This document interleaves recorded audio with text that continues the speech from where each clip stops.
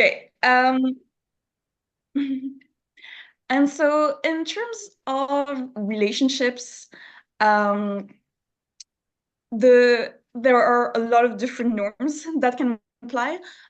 Today, I don't want to talk about things like heteronormativity, so the expectation that everyone should be straight, but really more about norms that influence the types of relationship that we have, no matter with whom we have them.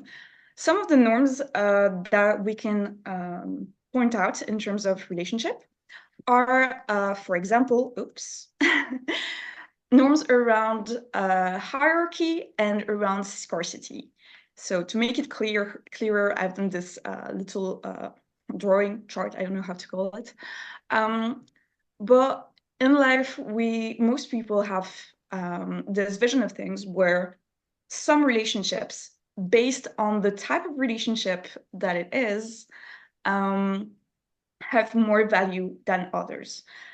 That's hierarchization.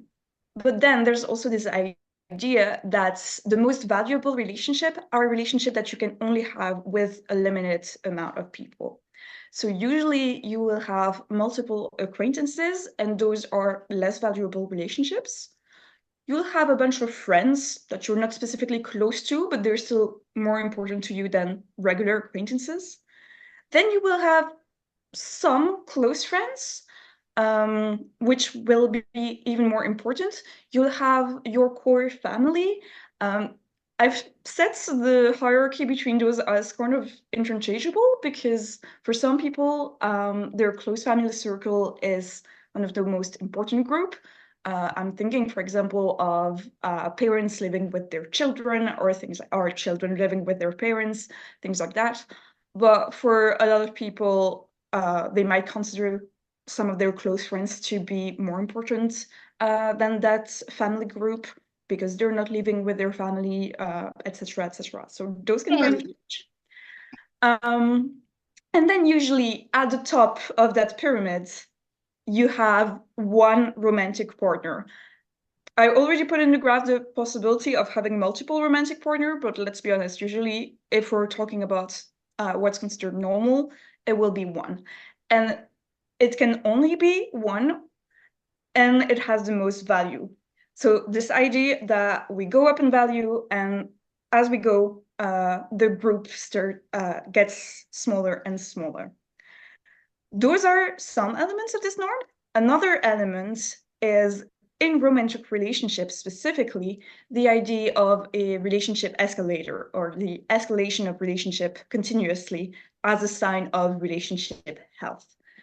What does this mean? This means that in a lot of romantic relationship, there is a set of expectations as to how the relationship is going to develop.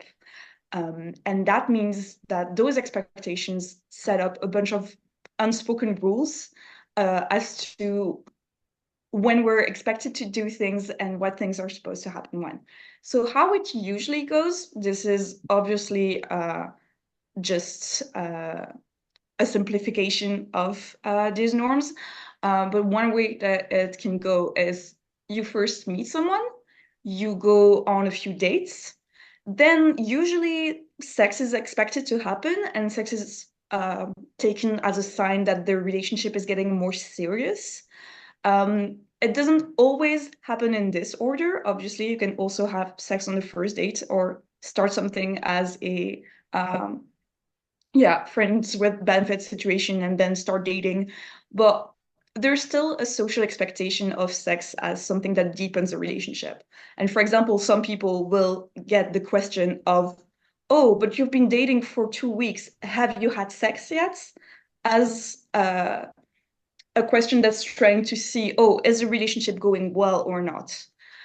After this, usually you're expected to make the relationship official in some way. This can mean officializing the relationship between the two partners. So actually sitting down and being like, oh, but are we dating or are we not? Are we a couple?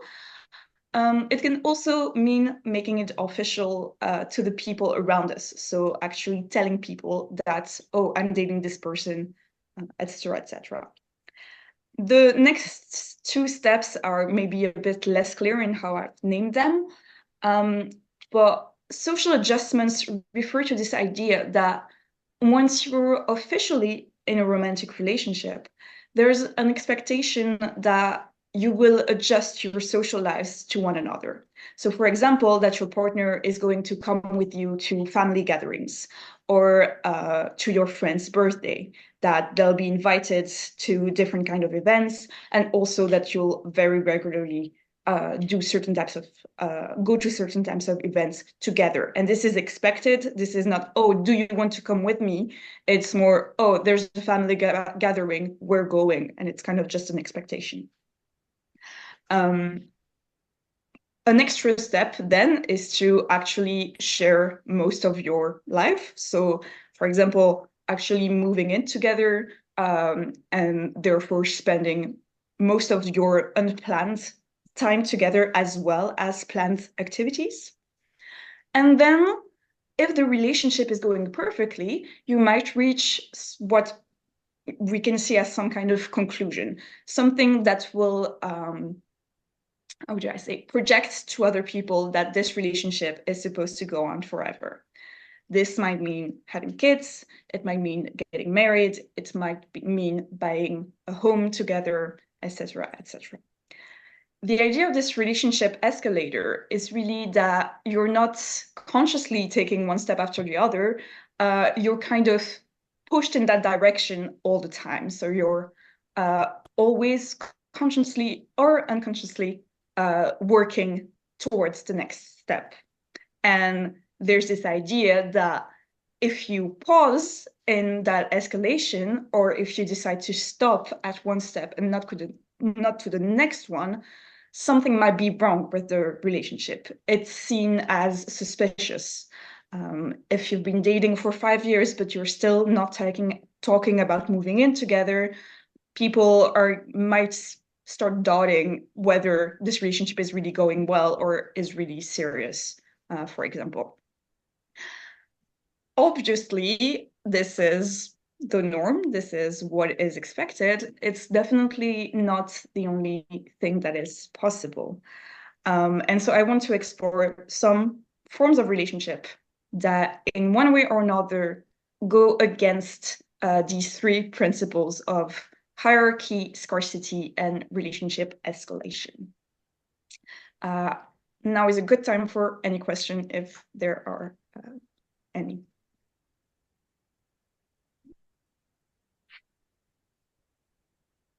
Seems okay for now. So the norms surrounding romantic relationships and relationships in general can be also divided into more specific branches. One of them being mononormativity. This is the assumption that monogamy is the preferable, the healthier, the more natural option compared to any form of consensual or ethical non-monogamy. I specify consensual or ethical non-monogamy because for me, cheating on your partner is not what I would call a relationship mode. So we're not talking about that. Normativity also includes the systems that enforce a norm. So it's not just the idea that, oh, this is preferable. It's also our society has built different systems that push you towards this one specific option. For example, marriage, which in a lot of places is only allowed between two people, is one such system. But there are a lot of other examples.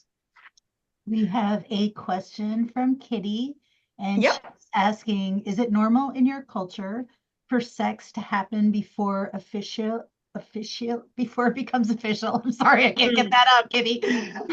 Then they also say, is it she, her, is often the case in Asian cultures where I'm from. I'm sorry, I didn't know your gender, Kitty. So that's their question.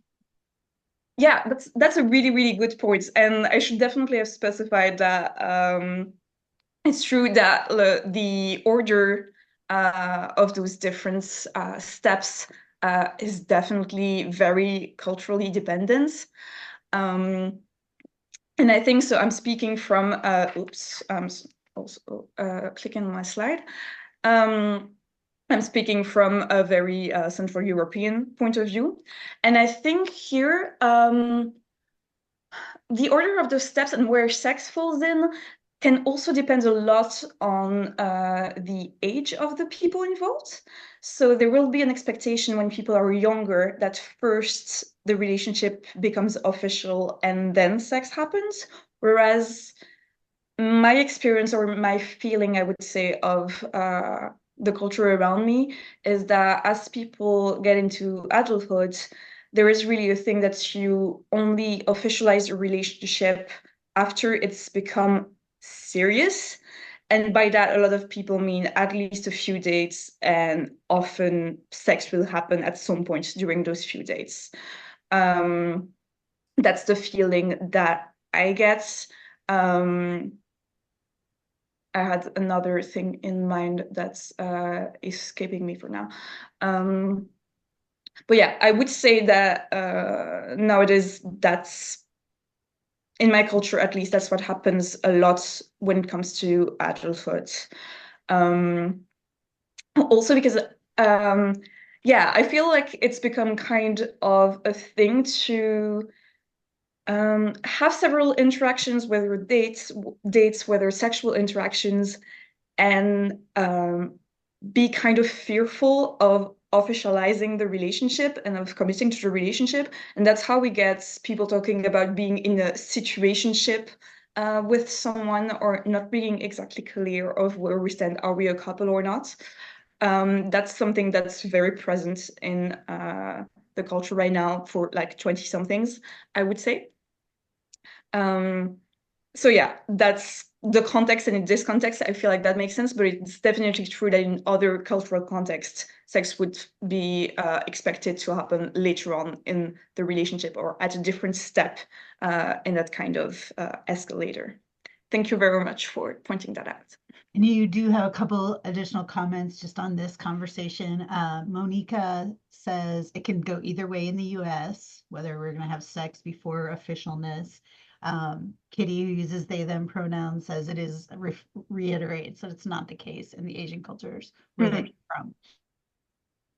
Yeah, very interesting. Um, so I was talking about mononormativity, so the idea of going against the assumption of monogamy.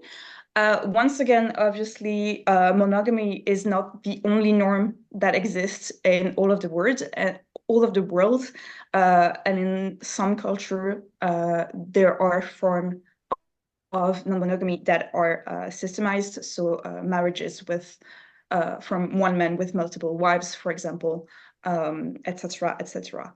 But in cultures where we have this expectation of monogamy, and mostly in Western cultures, we have then different types of alternatives that have developed under the umbrella of ethical non-monogamy. Some of these alternatives are, for example, swinging or open relationships.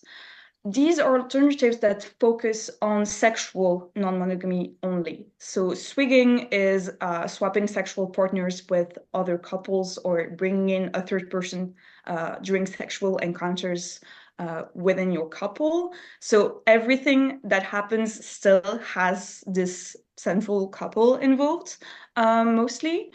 Whereas open relationships are more about emotional, romantic exclusivity in the couple relationship, but then sexual relationships happen outside of the couple unit. So each member of that couple can have sexual relationships outside of this.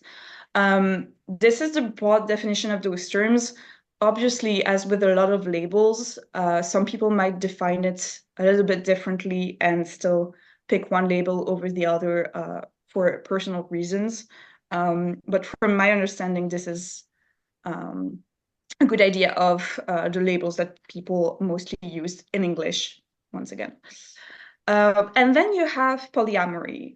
Polyamory is romantic and or sexual involvement with multiple partners at the same time, with the knowledge and consent of all people involved. Here, there's really this differential idea of both romantic and sexual involvement. Not every relationship has to have both, but there is the potential that any relationship could have one and or the other. In terms of polyamory, there are also very different types that will deviate from the norm in different ways. Three big groups are hierarchical polyamory on the one hand, where the idea is still that some relationships are hierarchized over the other, and most often that there is one primary partner and secondary partners. And this one primary partner has some privileges over the others. It might mean that this person is, for example, what's some people call the nesting partner of the person. So the partner that the person lives with, the partner that the person might have children with, for example. But it might also mean that this primary partner has some kind of say over what can go on in the other relationships, or some kind of priority over the other relationships. This can be a very healthy way of doing polyamory, because it can protect people's sense of safety in their relationship. And as long as everyone communicates about what the hierarchy is, what the rules are, it can totally be a healthy way of doing things. But some people have trouble with this idea of hierarchy and prefer to adopt other styles. For example, non-hierarchical polyamory, with the idea that all romantic partners are equal. No one has more of a say than another in anything that goes on in the person's life. All partners are treated with equal attention, etc. Obviously, this also does not mean that you have to have a timesheet and make sure that you spend exactly the same amount of time with each partner, or that you can't live with one partner and not the other. But it's just that there's never an assumption that one of them has more rights over what goes on in the person's life than the other partners. The last big category, and that one is a little more recent, but it's started to be talked about a little bit more, so that's why I wanted to mention it, is the idea of solo polyamory. That might seem a little bit contradictory, solo and polya, but the idea here is of dating multiple partners, but still centering your own personal autonomy, which means a lot of people defining as kind of having a singles lifestyle while still dating multiple partners. The way that I would explain it is that in the idea of the relationship escalator, we stop all relationships before they reach the higher steps. So you have a lot less social adjustments, a lot less expectations of shared life, while still having dating and maybe even an officialization of all the relationships. That's kind of the idea with solo polyamory. Are there any questions about these?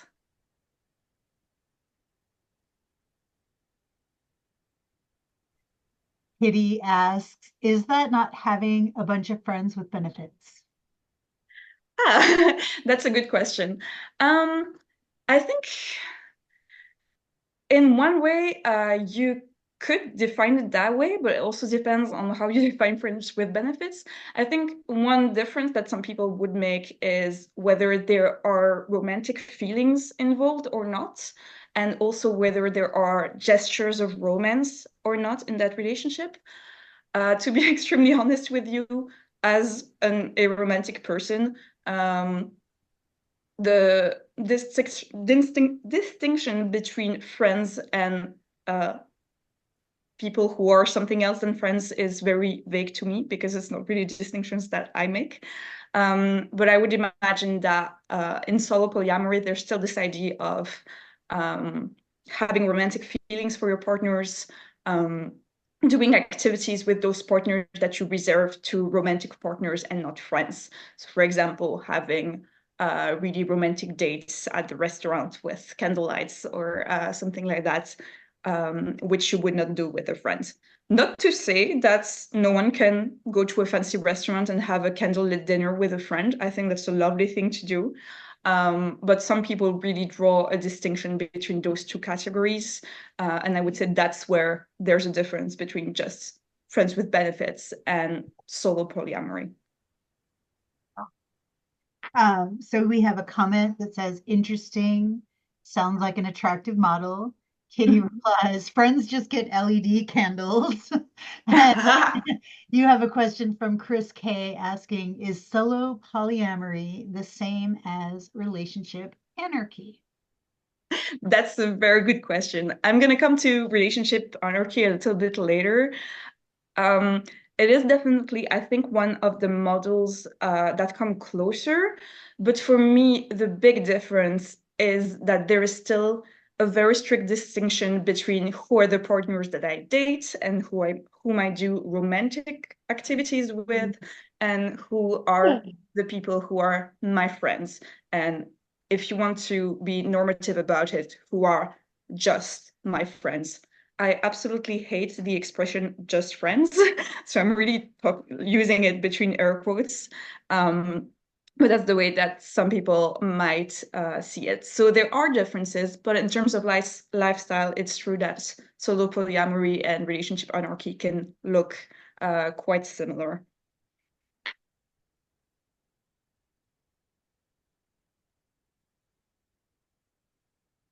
Okay. Other sets of norms that are important to mention, allonormativity. So the assumptions that being allosexual and alloromantic is the preferable, healthier, more natural option. Also, all the systems that enforce this norm.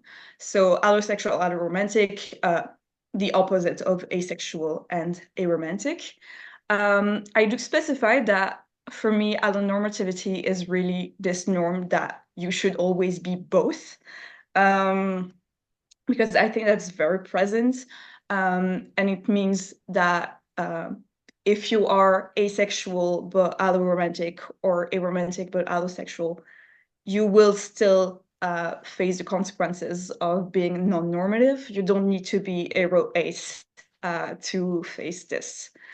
In terms of asexuality, so experiencing low to no sexual attraction, asexuality kind of questions this norm that sex should be expected within a relationship, even when it comes to asexual people who do want to have sex, because it's totally possible to want to have sex with someone despite experiencing no attraction.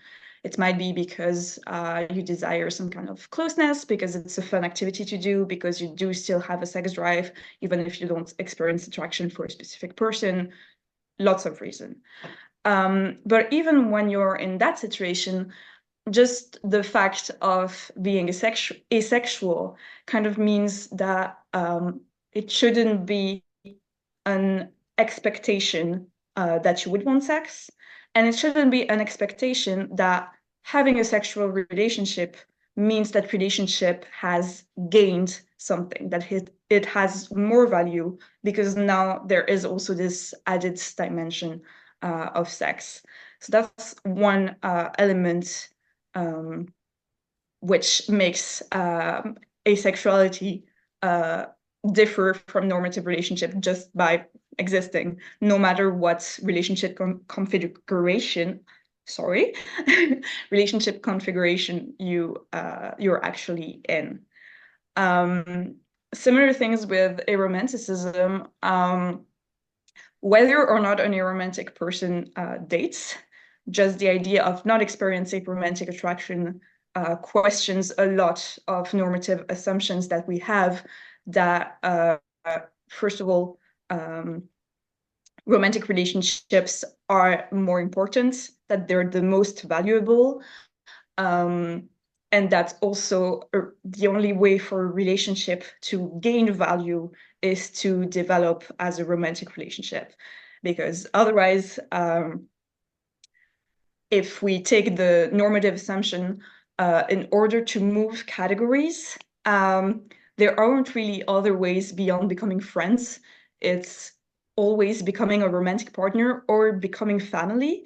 But most of the time, the only expected way of becoming family is getting married to someone. And there is this expectation of romantic love that is also attached to marriage. So there's really this idea that to make a relationship more important, beyond a category of friends, it has to be about romantic attraction. Okay. Now, actually, there are other relationship categories than friends and romantic partners or family members. For example, queer platonic relationships, which are non-romantic relationships, but that involve a sort of, not a sort of, an explicit commitment and a structure that is decided between the two partners. One quick debunk that I think is really important: queer platonic relationships aren't just about being more than friends, but less than lovers. Uh, that's like the title of an article that pops up if you type queer platonic relationship on Google, and I'm really annoyed by it. Um, because by phrasing this as more than friends and less than lovers, we're just reiterating this hierarchy, with romantic relationships being the most desirable form of relationship. Whereas for a lot of people, including for a lot of aromantic people, this is just not the case. It is not a more valuable relationship to have. So, what is the difference between queer platonic relationships and friendships? Well, the difference is this idea of explicit commitment. Most of the time, the people we're friends with, there's never a conversation where we clarify, hey, I really want to be your friends. Are we friends now? Is that something that we can agree on? That's not something, at least, that's you're expected to do. Friendship is supposed to just kind of happen. Whereas with queer platonic relationship, it's really a relationship where two people are like, okay, I want to actually commit to this relationship. This is an important relationship in my life, and I would like us to both agree that this relationship will have the same importance for us both. And that what we want from this relationship is the same. And so we agree on a commitment, we agree on the structure for a relationship. And that is what makes it a kind of partnership, and a different type of relationship. This term, queer platonic relationship, originated in asexual and aromantic communities. I think mostly aromantic communities have used this concept a lot.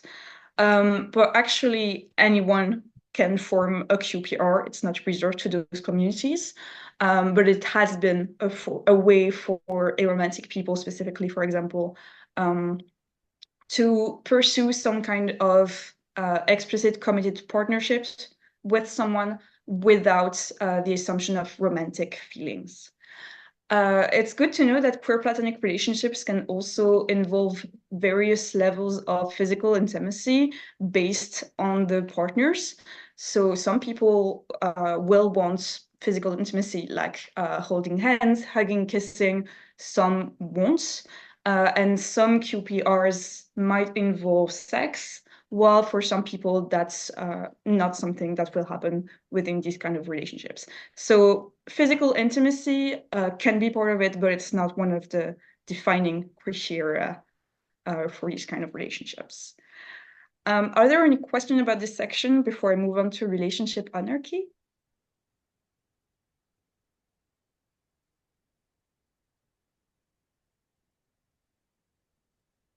Looks like you're good, Meenie. Okay. Perfect. Oh yeah, I forgot this slide, but yeah, with queer platonic relationship, there's this idea that you're taking out all of the assumption of romance, like dates. You might be taking out sex or not, but you're going through a degree of officialization and maybe also some kind of social adjustments, part of a shared life, etc., etc. Will it reach a conclusion of kids, of buying property or marriage? It could. It's not really, it's not specifically expected, but it could. So for platonic relationships do have this idea of an escalation somehow. And now relationship anarchy. Relationship anarchy is the idea of refusing to hierarchize relationships based on their type. So that pyramid that we saw at the beginning of the presentation, we're just tearing it down totally. Important things to understand about relationship anarchy is that it's very difficult to actually reach total anarchy in the sense of absolutely no hierarchy. So I find it more interesting to see anarchism as a practice instead of anarchy as a destination. So I like to define myself as a relationship anarchist because I try to practice this idea of anarchism, this idea of doing away with hierarchies. Also interesting to understand, what we're mostly doing away with is prescriptive hierarchies. So that means this idea that by defining a type of relationship, this type then prescribes what will happen in the relationship and how much value this relationship has. Prescriptive hierarchies mean that the level arrives first and then the position on the ladder defines what happens. Whereas descriptive hierarchy can still be a useful thing to have. And descriptive hierarchy would mean, okay, in my life, in reality, this is what is happening, and I am giving more time to this one partner than this other for X and Y reason. I'll give an example to make it clearer. Even as a relationship anarchist, I would say that if I start dating someone and we go on like 1 or 2 dates, we've known each other for 2 months. This person is as important in my life as any other person, but I will probably still give that person less time and attention or share less intimate things than with a partner who I've been dating for 5 years. Or even I might feel less close to this new date mate that I met 2 months ago than to my best friend whom I've known for 10 years.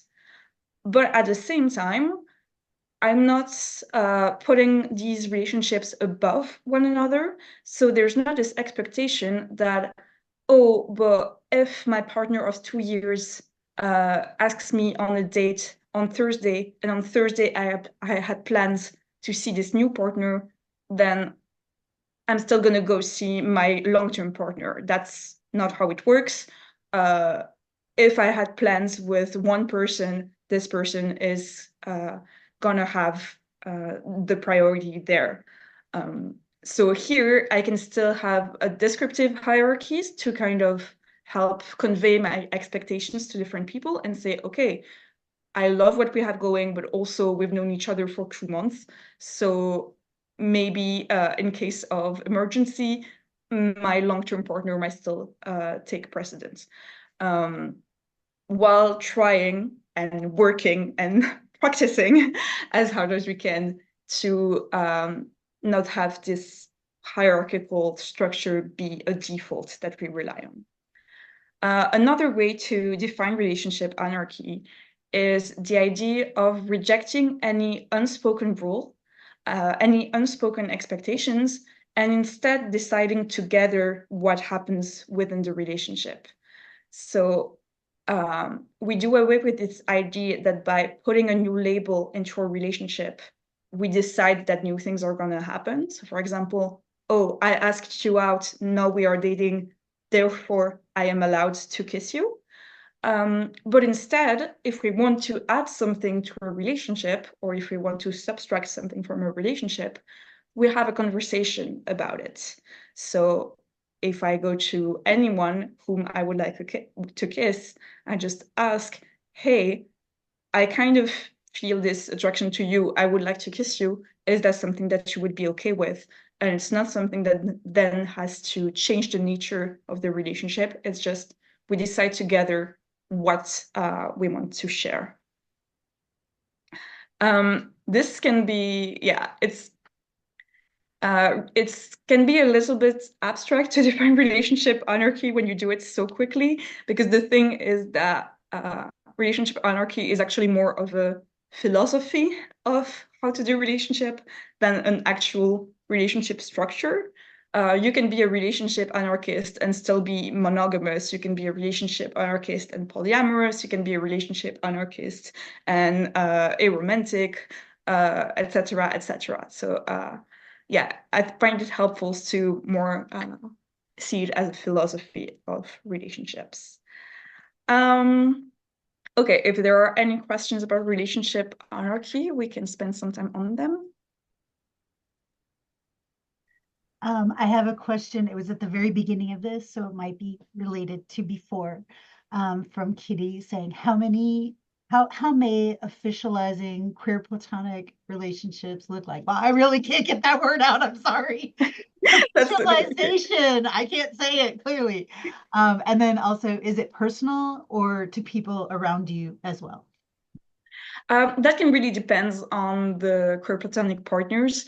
I would say that for a lot of people, the officialization is more of a personal nature. It's that moment when people tell each other, hey, actually, I want to commit to this relationship and give it this specific place in my life. Do you want to share that? That's one way of making it official. But then I do know some people who tell other people about their queer platonic relationship and kind of share it the same way that you would share to your friends. Hey, I started dating this person, but would say, hey, actually, like we just made our queer platonic relationship official, and this is what this means for us. Um, this is definitely something that is less easy to make happen because a lot of people don't really know what queer platonic relationships are. And so it's difficult to know how to share that status with other people when they might not understand it. One thing that it can look like is saying to other people, hey, actually, like, this is a relationship that I'm really committed to. And we have decided to have like regular dates, for example. So we just appreciate if you respect that this relationship is has this importance to me. That can be one way of making it official without having to explain what queer platonic relationships actually are. For example, I have that in my own life that one person whom I could define in a way as a queer platonic partner is someone whom we've committed to having breakfast together every 2 weeks on a specific day. And it's just something that the people around me know that I'm not available on Friday mornings every 2 weeks because I have this set date with this person whom I've decided to commit to in a relationship. So, yeah. You have a comment from Charles, who has no questions, but is just happy to talk about non-normative relationship, that it's rare that we get to talk about them in public. Monica says, my platonic life partner and I don't use the word QPP, but we do refer to one another as my partner, and then let other people make whatever assumptions they like. Yeah. Yeah, that's very interesting. Yeah. The vocabulary that people will use to express how they relate to one another is really interesting because you always have what does this word mean to me, and then you have what will other people assume when they hear that word. But yeah. Okay, I'm gonna quickly conclude this conversation. Well, this conversation. I'm mostly doing the talking, but we'll have more of a conversation later in the chat if you want. But I really wanted to add some tips and tricks at the end of this presentation of maybe some tools that you can get from this if you want to try and have relationships that are less in line with the norm. My main tip is fake it till you make it, meaning that it's always going to be hard to go against the grain and against expectation, but you can't prepare yourself to do it. You have to try it and do it as best as you can. And then one day you'll realize that, oh, actually, I'm not expecting this anymore. But for a long while, you will have like those unconscious expectations that will come back and will haunt you and haunt your relationship. And that's okay. So fake it till you make it, but also put effort into your communication. For me, that's a really, really important thing. If you go against the norm, any expectation that you have need to be made explicit, and they need to be clear to the people that you're having any kind of relationship with. Norms can be really useful because they serve as this sort of unspoken shorthand, meaning that yeah, we have this label that we apply to a relationship, so it means this and this and this. And once you start to unravel that, everything needs to be explicit, everything needs to be clarified, and that's complicated. So it's good if you also learn to express how you feel, express what you might need or want from a relationship, from different people, different relationship, what you might not want in a relationship.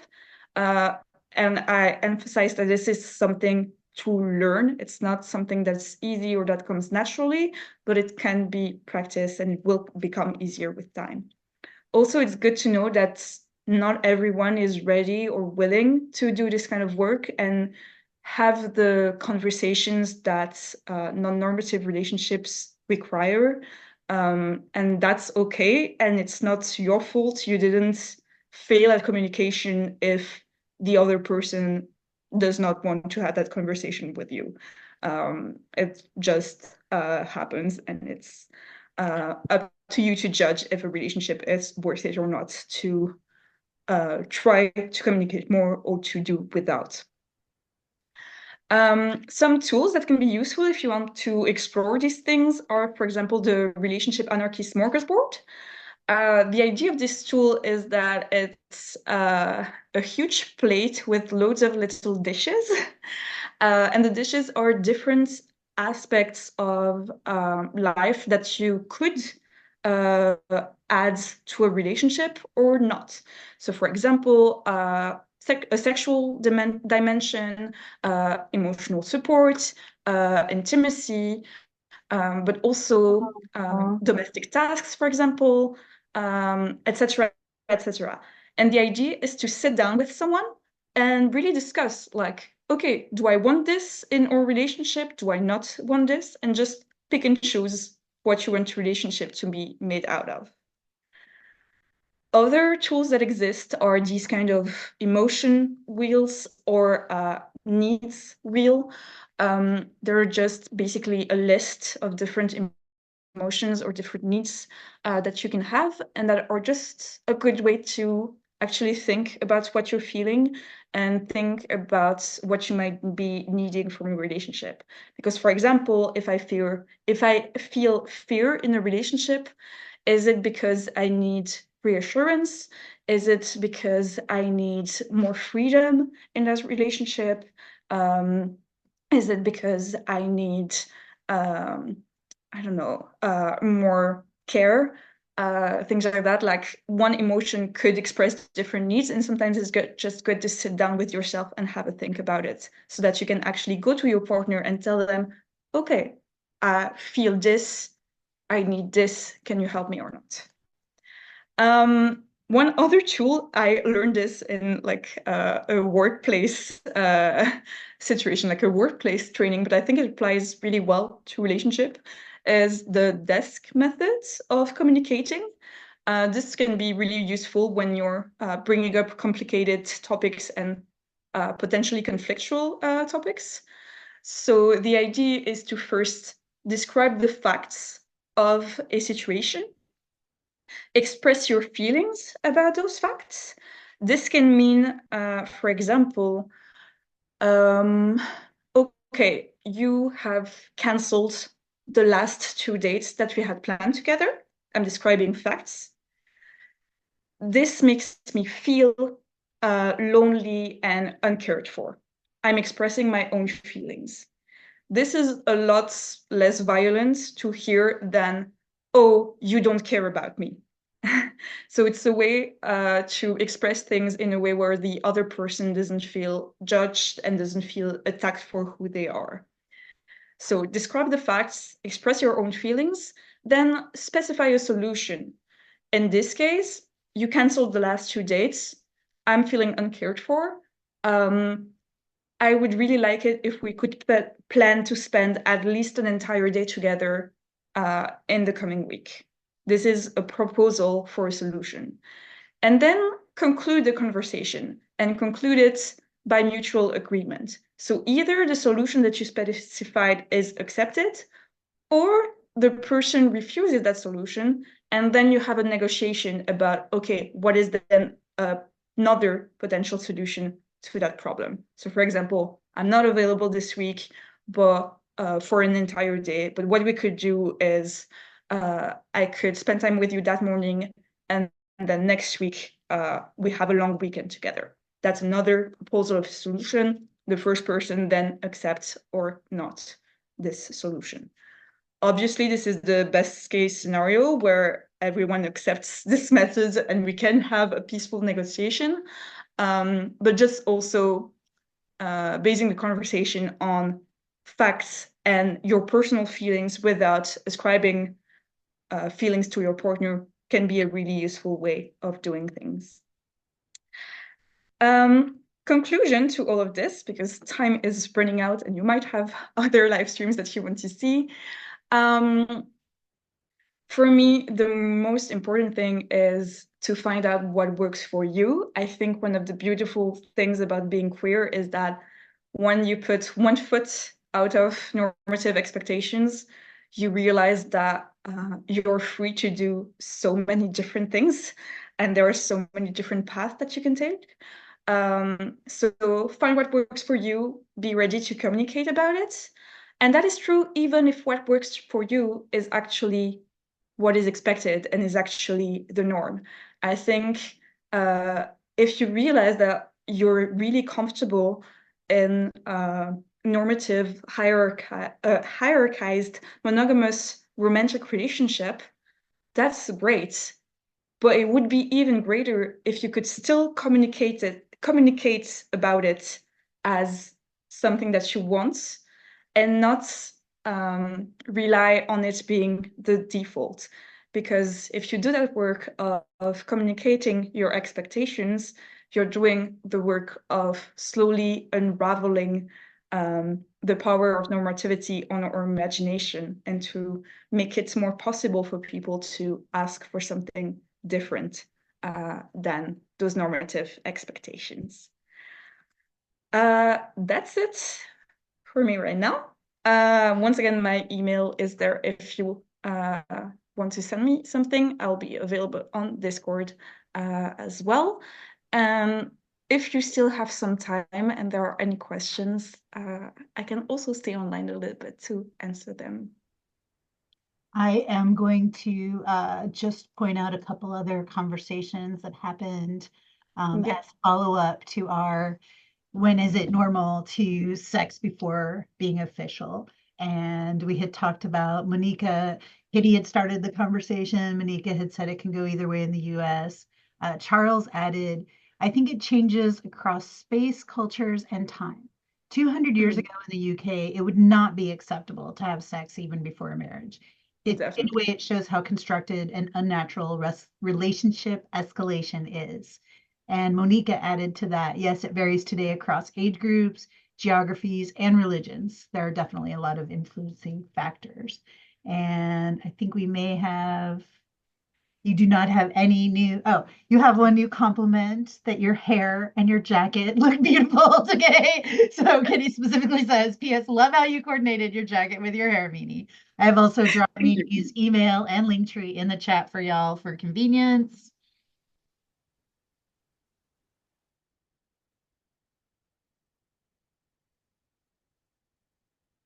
Milo adds, for gay men, it feels like the norm is sex before a relationship with a little sweat smile emoji. Nina says, thank you, Meenie. I'm learning so much. Also so useful for my Plato polycule. I haven't heard that one before. Yeah, I really like the idea of also having platonic polycules because, yeah, if you have explicit commitments to your friends, then you can have a relationship system that looks like kind of the polyamorous galaxies that we can get. And I think that's a very cute way of phrasing things.